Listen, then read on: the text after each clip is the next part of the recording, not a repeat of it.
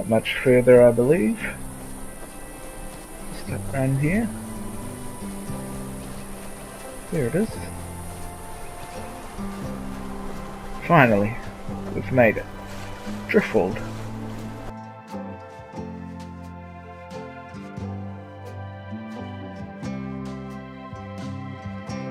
Hello, Uncle Carby. Uncle Carby.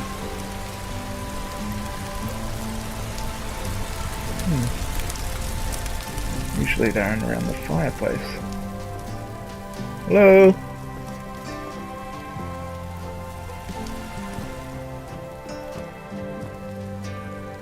Huh. No one's here. What's this? Ilva, please come home. Our boy asked me where you were last night, and I didn't know what to tell him. That his mother thinks reliving old glory is more important than raising her children? Bah! Oh, God. Oh, Ilva, my ill love, shall I compare thee to frostfall? For when we are apart, my love, my body is a limp rag doll. Oh, Ilva, my ill love, art thou not like the even star? My heart sighs like the morning dove whenever you are far. Wow, Uncle Carby. I must stop here, it is simply too painful. Forever your loving husband, Carby. P.S. I'm not a milk drinker, me just makes my head hurt. Okay. What the hell, Uncle Carby just upped and left it, mate. And what's this? The Driftwell... Oh, Driftwell deed. Whosoever holds this document is the legal owner of property Driftwell Estate, located in Harfinger. This document entitles the holder to all property, livestock, resources, and buildings located on the estate. Gotta pay taxes. This is the deed, mate. Oh, Uncle Carby, mate, looks like your misfortune has led to my my stroke of luck, mate. Looks like I'll be living here from now on. And, well, I guess this is where the story begins. Yeah, so hi, I'm Branneth, and the thing is, I love books, mate. It's all about books for me. I've always loved books and reading and stories and storytelling, and that's what I'm here in Skyrim to do. I'm going to have the first ever Skyrim bookstore. I was in High Rock, I'm a Breton. There you go, that's law-friendly stuff there. I'm a noble person, I'll only ever do good things. But yep, this is the beginning. You heard it here first. Branneth's quest for books, mate, and one day I'll have the best bookstore in Skyrim. Right, so these are the books we have so far. Okay, there it is, the beginning of our book collection. I hope to fill this bookshelf and many more bookshelves until we have all the books of Skyrim and all the stories to tell. Oh yeah, I think you're catching on to what this playthrough is going to be about. It's about books, okay? It's a books playthrough. I'm going to get all the books, and we're going to read a lot of them, not all of them, we're going to read some of them. We're going to learn about the stories of Skyrim, and yeah, that's it, we're going to have books. The only thing about Driftwell is that it's out in the swamp, and I don't have a direct line to get into Solitude. I always have to go for a quick dip in the cold water every time. It's not too bad though, it can be quite refreshing sometimes. Ain't it a sight? You dry off pretty quickly anyway when you have to run up this hill to get to the city itself.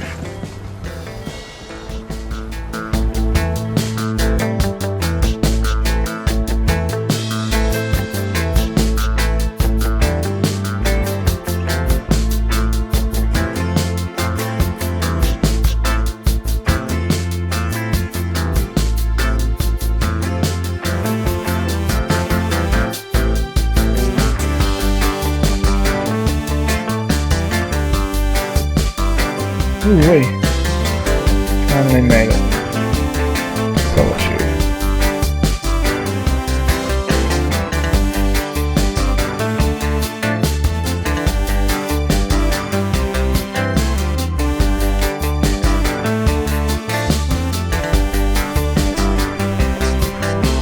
Here it is.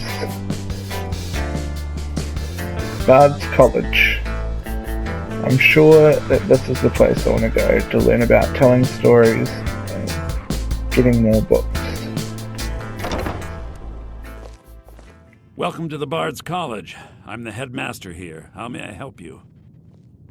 I'm looking to apply. Always a pleasure to meet a prospective bard. You should be aware that many apply, but we accept very few people. When possible, we ask applicants to perform tasks the college needs completed. In this case, I do have a task befitting an aspiring bard. Well, I do be an aspiring bard. What is the task? Elvis has forbidden the burning of King Olaf, a festival put on by the Bards College. We need to change her mind. Oh, thank you.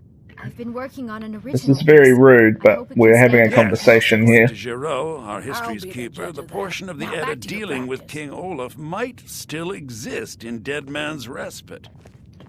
I need you to retrieve. Is this what all the college is like? Just talking through each other? I don't even know what you said, mate.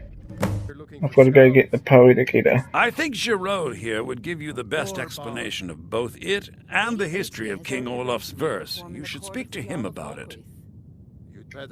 And what do you do around I'm a bard here? from the Bards College here in Oh, Solitude. you're a bard. Wanderers like you should think about applying. I've Thanks just- for taking the time.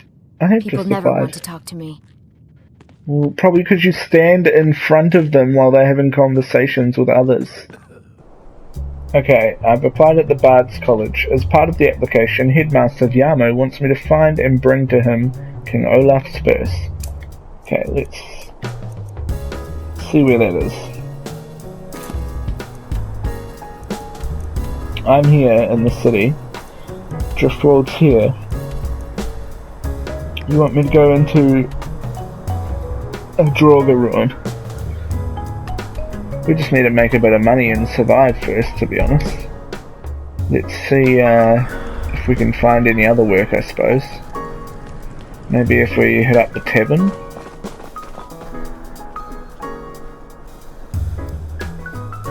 The Winking Skeever. Solitude's finest. Oh, let me in.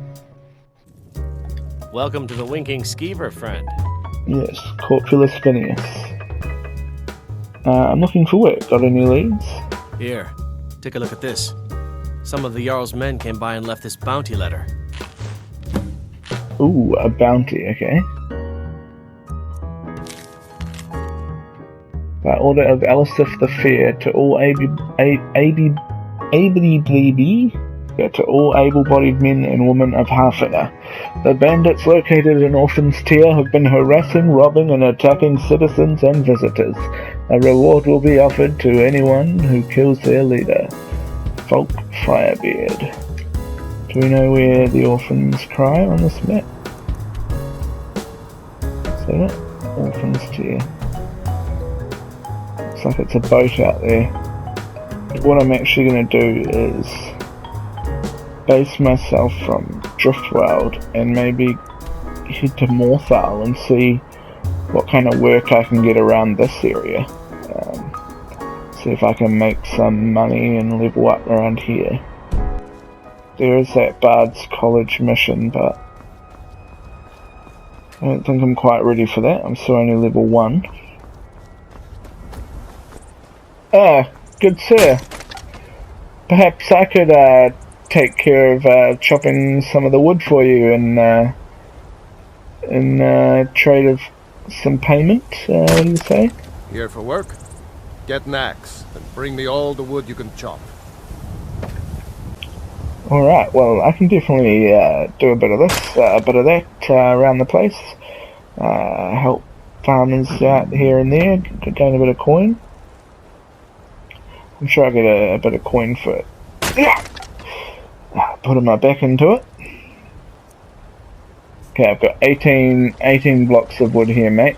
Here for work? I've got firewood Honest for gold. you. Yoran? Honest work. Aye. Thank you. Honest gold for honest work. Oh, I've got a good 150 bucks in the pocket now. Okay, Branneth, what would you do next? Let's head to Morthal, see if there's any smaller jobs to do in that area before we go doing these large Blue Palace jobbies. Well, worst comes to worst, I can chop some wood at the Morthal Lumberyard. Let's see what else is here. Hello! What's going on over here? How are we supposed to feel safe in our own homes? Please, enough already. I have told Ygritte of your concerns. She'll look after you all. Please, go about your business. The Moorside Inn.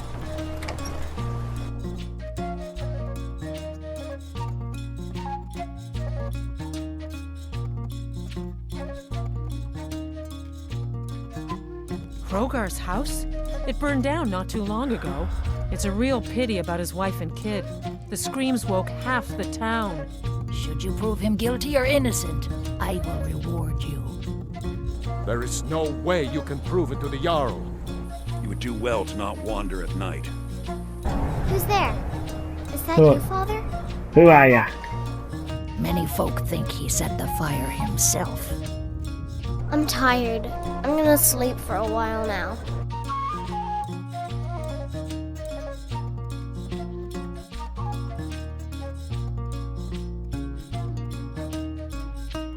The men simply seek wisdom. Everything will be fine. It ain't right moving in with a new love the day after your kin die like that. Ye gods, you think Alva is a vampire? Morthal can be a dangerous place. No. We can only rely on ourselves. You do well to remember that. Never should have come here. They let the vampire. Oh my gosh. Oh my gosh. Oh, burn. I hear you put Laylat out of her misery. Lorbach? Fancies himself a bard. He pays, so I let him stay. If I had any customers, I'd be worried about him annoying them. But, well, look around.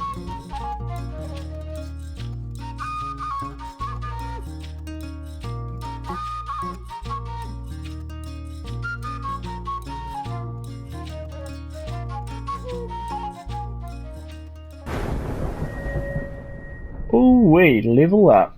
Okay. We're gonna go Magicka.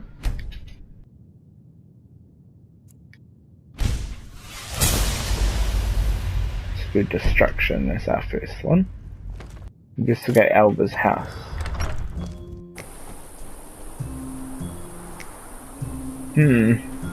Looks like I'm gonna have to break a lock to get in. And I'm out of lockpicks. Interesting. Or I need a pickpocket here.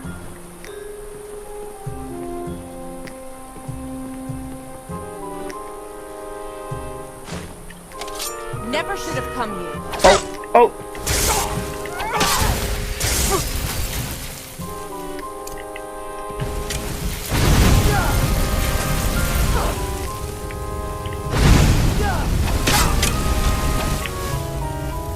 Oh, no one's defending it. Hey, hands off! A fight! She's invisible.